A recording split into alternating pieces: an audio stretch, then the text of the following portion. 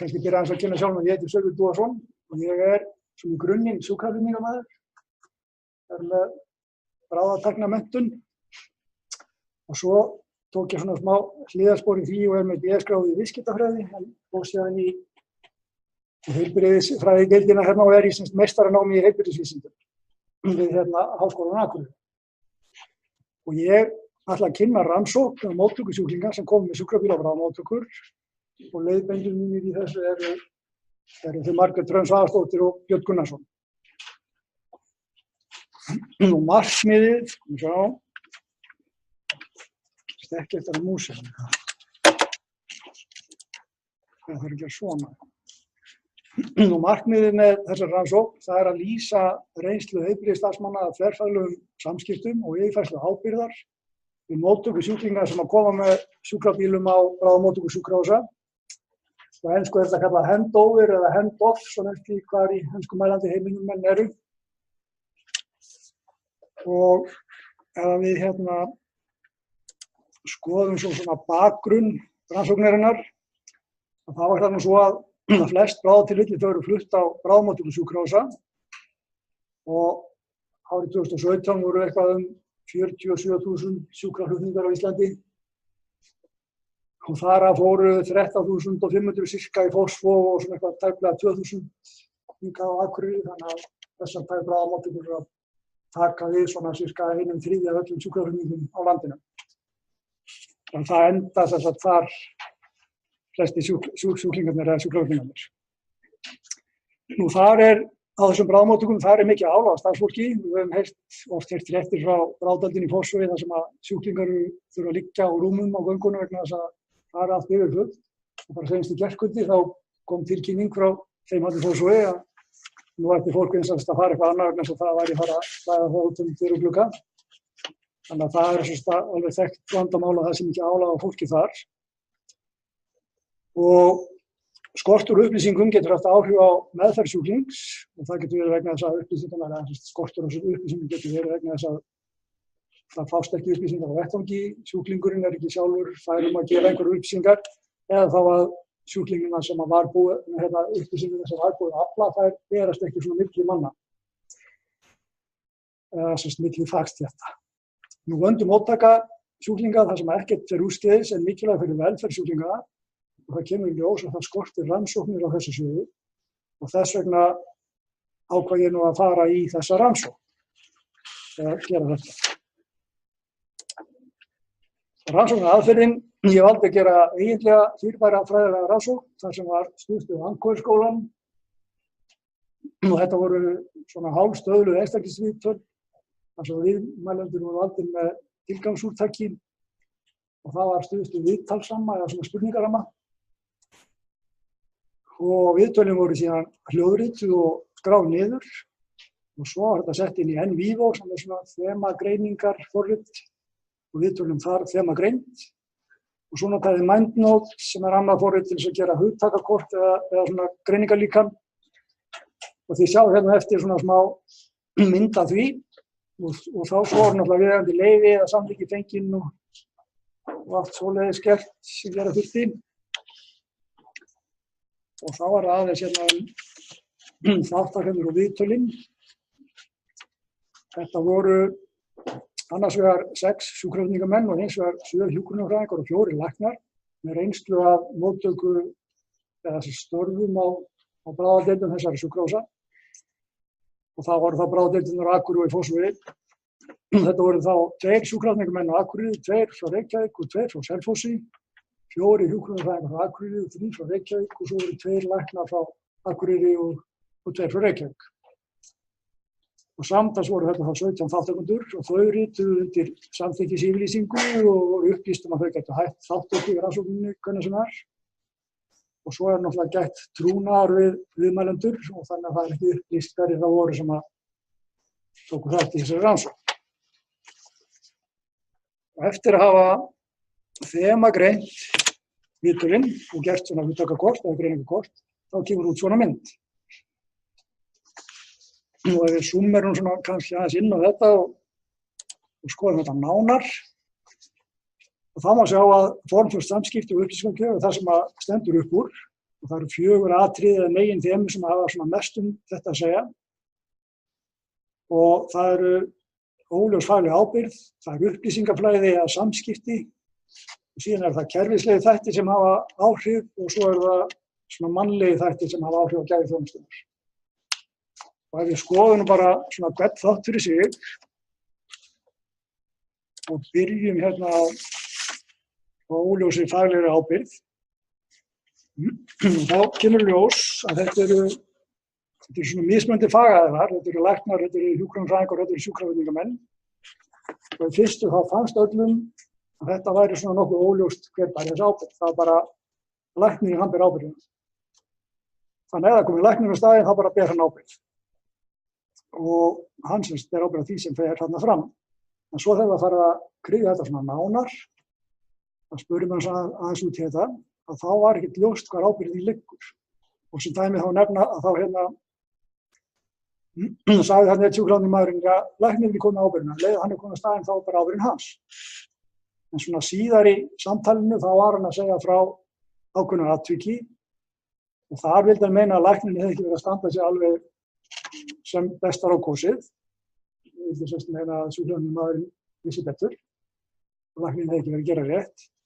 Og þarna voru þá viðstödd sjúkraflutningamaður með mikla reynslu og hjúkrunarfræðingur með mikla reynslu og síðan unglæknir sem var ekki með mikla reynslu. Og þá spyr, ok, hver er þá þín ábyrgð í því? Ef þú telur þig vita betur og svona, þá getur þú bara stikk frýr, eða? Og þá kom svona að ég myndi ætla að vera læknir sem ber ábyrgðina, en þetta er góð spurning. Og þannig að menn get ekki bara sagt, sko, læknir með ábyrgðina og þessi gerði vitlaust, þá skilur þetta ekki með. Þetta var hins vegar atriði sem er mjög óljóst og svona óskýrt, þannig að það er eitthvað sem þyrfti að skoða. Og síðan kemur ljós að það var heldur ekki skýrt hvar í ferlinum ábyrgðin færist frá sjúkraflutningamönnunum og yfir á það sem er að taka á móti, hjúkrunarfræðinga eða lækna. Og það gat verið alveg frá dyrum sjúkrabílainnkeyslunnar og alveg inn í CT ef sjúklingurinn var að fara þangað. Það var svona eftir hver var spurður og hvernig þetta var. Flestir voru á því að ábyrgðin færist yfir þegar sjúklingurinn færi úr sjúkrabílabörunum og yfir á rúmið í bráðamóttökunni. En þessi sem lýsti þannig að það væri ekki fyrir það inn í CT, þá var það svona fast í höfðinu viðkomandi að það væri þegar sjúklingurinn færi úr þessum börum yfir í rúm spítalans, jafnvel þó það væri ekki fyrir inn í CT, að þá væri ábyrgðin sjúkraflutningsmannanna alveg þangað. En mikið tíðinni var samt einhver læknir búinn að líta á sjúklinginn, þetta eins og þetta gert fyrir sunna núna í Fossvoginum. Þannig að strókina tímamarka, eða hvað ég kalla það, að þá kemur sjúklingurinn inn, það er einhver sem skoðar læknir sem að metu síðan á hvort hann er að halda áfram með hvernig meðferðin á að fá og þar leiðandi læknir náttúrulega farin að segja til hvað að gera og þannig að það er ábyrgð á því hvað er gert í sjúklinginn en samt fannst viðkomandi að ábyrgðin færi ekki yfir fyrir sjúklingurinn færi úr blöðrunum jafnvel þó það er inn í CT. Þannig að þetta er eitthvað sem er líka mjög óljóst þó að flestir væri á þessu þegar hann færi þarna yfir. Og næsta atriði þetta er það eitthvað sem þarf að skýra. Næsta atriði sem við skoðum var upplýsingaflæði og það má skipta upplýsingaflæðinu eða samskiptunum niður í nokkra þætti. Og það fer svona aðeins eftir í hvar í ferlinum samskiptunum er sem stað, hvernig þetta skiptist. Og fyrst þá nefnum við þarna fjarskipti fyrir komu á bráðamóttöku. Upplýsingarnar sem berast á undan komu sjúklings geta haft áhrif á þann viðbúnað sem verður til staðar þegar sjúklingurinn kemur á bráðamóttökuna. Þetta er svona spurningin þarf að rýma stæði, þarf að ræðast út einhverja sérfræðinga eða undirbúa þessa móttöku meira eða öðruvísi heldur en svona almennt. Og þegar maður fór síðan að spá í þessi fjarskipti eða þessi samskipti þarna undan, þá fannst sjúkraflutningamönnum stundum að þeir fái of lítinn tíma til þess að tjá sig í talstöðinni, þeir vildu segja meira en þeir höfðu tíma til. Og hjúkrunarfræðingum fannst aftur á móti þeir vera of langorðir. Þeir væru alltaf að segja mikið. Og eins og einn hjúkrunarfræðingur orðaði það er svona mjög misjafnt hvort að sjúkraflutningamenn yfir höfuð hafi sens fyrir því hvað þeir eiga að láta vita og hvað ekki. Þannig að það er ekki hægt að segja allir eða engin, það er bara flóran. Þannig að sumir voru að segja of mikið og aðrir of lítið og svo var svona alveg undir hælinn lagt hvort að það sem við sögðum var akkurat það sem skipti máli. Þannig að þetta eitthvað svona sem þyrfti að staðla og lagfæra. Nú næsta atriði sem að flestir nefndu sem svona mikilvægt atriði, og það var að eiga samskipti í augliti til auglitis. Sjúkraflutningamenn vildu hitta hjúkrunarfræðingi sem átti að sinna eða bera ábyrgð á sjúklingnum, og sama skapi þá vildu hjúkrunarfræðingarnir svona vera eða hitta sjúkraflutningsmennina eða vera viðstaddir þegar sjúklingurinn fór úr börum sjúkrabílsins og yfir á rúmið eða bekkinn á bráðamóttökunni. Og það var svona nefnt, það kemur stundum fyrir að það er þá bara vaktstjóri hjúkrunar sem tekur móti sjúklingum og segir bara þið farið með hann þarna inn og svo kemur hjúkrunarfræðingurinn eftir sem á að taka við. Og þegar þetta gerist þá fannst bæði sjúklingsmenn og hjúkrunarfræðingur það óþægilegt. Sérstaklega hjúkrunarfræðingur sem átti síðan að taka við og sinna sjúklingnum, að hitta ekki sjúklingsmennina til þess að geta fengið söguna svona á fyrstu hendi. Og það var svo nefnt að jafnvel þó að það kæmi eitthvað rafrænt form á þetta í framtíðinni og þá töldu menn að þessi samskipti yrðu að vera til staðar. Eða eins og einn sjúkraflutningsmaður orðaði það, sko það er verið að tala að setja þetta allt í stafrænt form eða rafrænt. Ég myndi ekki vilja mæta á staðinn og það var við bráðamóttökuna og vera búin að ýta á enter eða sem sagt senda okkar yfir til þeirra og ekki tala við manneskjuna sem tekur í sjúklingum. Ég veist þessi interaktív samskipti mjög mikilvæg. Og það voru eiginlega bara allir sem lýstu þessu og þetta væri eitthvað sem að þyrfti að eiga sem stað að mann hittur svona face to face eða maður sleppir. Og svo voru það skriflegar upplýsingar sem báru á góma, það er að segja skýrslurnar sem að sjúkraflutningsmenn skrifa og fylgir með öllum sjúklingum eða á að fylgja með öllum sjúklingum. Það er kannski ekki alveg alltaf en á að gera það. Og sumir sjúkraflutningsmenn þeir nefndu það þjónaði litlum tilgangi að skrifa þessar skýrslur og þeim fannst eins og það er ekkert gert með þessar skýrslur. Það var bara að laða til hliðar og ekki litið á þær. Meðan aftur á móti að hjúkrunarfræðingar og læknar töldu mikilvægt að fá skýrslurnar til þess að geta litið á þær þegar að sjúkraflutningamennirnir væru farnir. Það náttúrulega þjónaði eða væri svona hafa afstæðanlegt að maður tæki við skýrslu og sneri sér bara ræst í sjúkraflutningsmanninn og færi bara þessar skýrslu.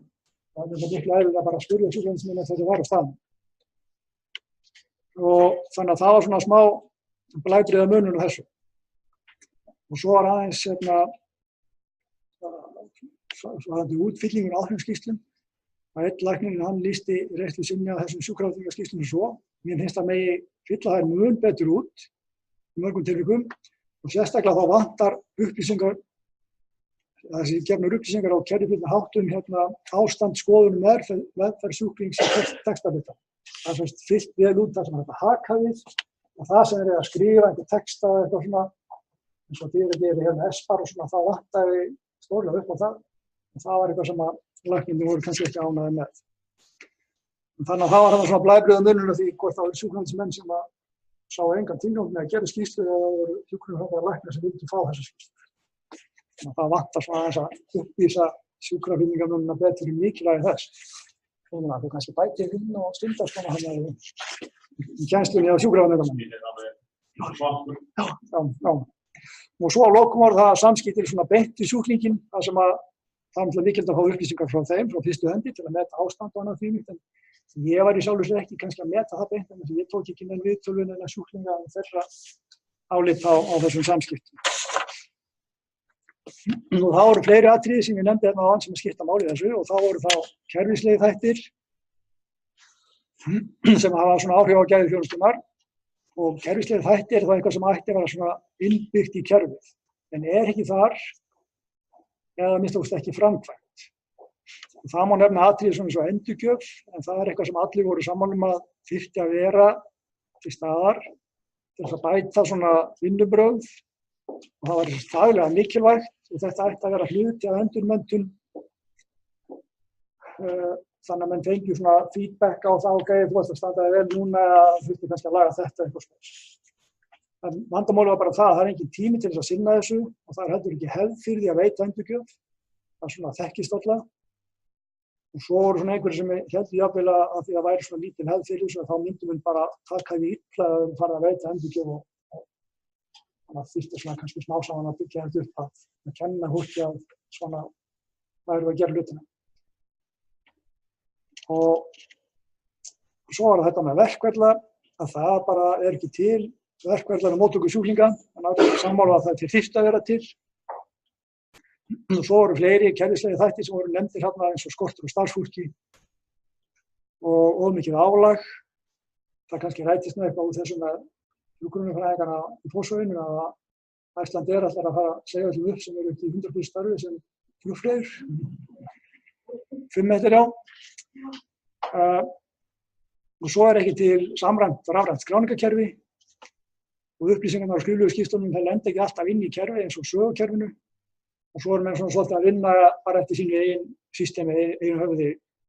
En allir voru hins vegar náttúrulega með sama markmið að veita góða þjónustu. Og svo var þetta síðasta atriði sem ég ætlaði að nefna, það voru þessi mannlegi þættir. Og það eru atriði sem var mönnum hugleikið og þegar það er svona flokkað nánar þá má sjá að atriði sem þar eru og hafa áhrif eru þá fagleg færni, það er reynsla starfsstétta og viðhorf. Og þá ég að tala um svona viðhorf milli starfsstétta og viðhorf til sjúklinga. Fagleg færni, hún til staðar en henni ekki alltaf beitt. Fólki hefur þessa þekkingu en kannski ekki það eftir því sem það veit. Og vísu kom það fram að svona stundum það skorti á endurmenntun hjá þessum fagaðilum, það sem þarf stundum að uppfæra hugbúnaðinn. Og það var nefnt að í einhverju tilfellum þá væri hins vegar að fela unglæknum verk sem væri kannski ekki þeirra færi að sinna, en það má sem svo alveg velta fyrir sig hvort að það sé þó ekki frekar svona kerfislægt vandamál heldur skilningum faglega færni. Og eins þá nefndu hjúkrunarfræðingarnir það að stundum væru sjúkrahúsmenn ekki búnir að setja upp nál hjá sjúklingum og gerðu athugasemd við það og þá eða ekki búnir að gera eitthvað sem að hjúkrunarfræðingum fannst að ættu að vera búnir að gera. Og þá kannski komið ljós að bara menntunarstig sjúkrahúsmannanna heimilaði ekki að setja upp nál eða að gefa þetta lyf eða eitthvað. Þannig að það skorti líka aðeins upp á það að menn vissu bara ekki hvað þessi má gera og hvernig þetta allt svona er. Nú það komið ljós að reynsla og sérstaklega reynsla sjúkrahúsmanna var talin skipta miklu máli og hafi nánast áhrif á allt sem þeir gerðu. Og reynslan hafi meiri áhrif heldur þess menntun eða frá hvaða starfsstöðu kemur. Og þegar ég tala um reynsla þá ég að tala um eins og fjölda sjúkraflutninga á ári. Það skiptir máli hvort þú farið í 20 eða 200 ári. Þannig að það virðist skipta meira máli heldur nú væri búin að ljúka einhverja ákveðnu menntun. Þannig að það var svona. Og kannski segir þessi sjálft. Og þetta hefur áhrif. Nú svo var það hérna viðhorf eða attitude sem getur verið milli starfsstétta eða gagnvart sjúklingum. Og einn sjúkrahúsmaðurinn hann lýsti þessum upplifun svona í hreinskilni sagt að fær maður á tilfinninguna að það sé menntafólk. Og þá var hann að tala um lækna en bætti svo við þetta ætti alls ekki við alla lækna. Og þetta var svona í allar áttir sjúkrahúsmenn voru með eitthvað svona attitúd til hjúkrunarfræðinga og lækna og hann þetta var bara og ég hafi nefnt þetta dæmi hér. Nú viðhorf til sjúklinga kom líka til tals, það er ekki sama Jón og séra Jón, sumir sjúklingar eru meira spennandi en aðrir og eins og einn hjúkrunarfræðingur orðaði, ég veit ekki, kannski eins og visst áhugaleysi sumra sjúkrahúsmanna í að segja manni frá vegna þess að þetta var ekki nú alvarlegt, þetta ekki spennandi sjúklingur. Og þá var eins og upplýsingin það skipti ekki máli. Og það skipti eins og máli hvort það var dagur eða nótt, menn voru svona minna áhugasamir í nóttinni, þá voru svona meira þurrkumfulegir, svona sjúkrahúsmenn sérstaklega, það voru svona einhverjir þursar nóttinni. Og þannig að það skipti máli hvaða tími í sólarhringsins var. Og hjúkrunarfræðingurinn einn nefndi það svona minni á þetta flutningar meðan nótt, þá er þetta stundum svona vilja þessi samskipti vera svona pínu snubbótt. En svona í heildina séð og þó ég sé búin að taka kannski frekar neikvæð dæmi hérna, þá gengur þetta þverfaglega samstarf eftir vel og viðmælendur lýstu því að þetta samstarf dýrti og ætti að geta gengið vel. Svo bara hérna síðasta, svona nánast hann að lyfta rauðarspjaldinu. Það er að hafa það í huga, ég veit ekki hvað sem aftur fram á bolta, þannig ég veit ekki hvað sem gul og rauðarspjald þýðir. En það sem við þurfum að hafa sem fyrir ályktanir og það sem skiptir mestu máli og það sem skortir og það sem fyrir að laga, það er að koma á einhverjum svona stöðuglegum samskiptum og upplýsingagjöf milli þessara fagaðila við móttöku sjúklinga. Takk fyrir.